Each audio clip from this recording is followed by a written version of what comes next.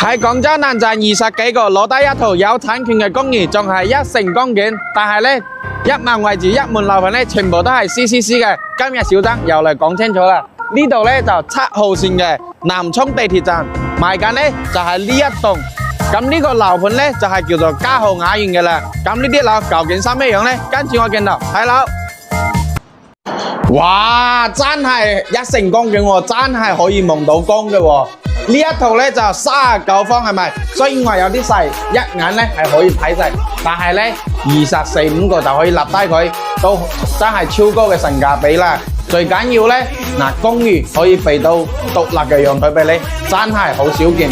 咁呢一度呢，一個地鐵站可以翻到北角，5個站呢就翻到廣州南站嘅啦。現樓有產權有紅本，最緊要呢度呢係有大好裝修俾你揀嘅，大好裝修呢就29個，萬用水電物管費呢3萬1方。如果近期呢你都揾緊呢啲公寓，靠我帶你睇樓。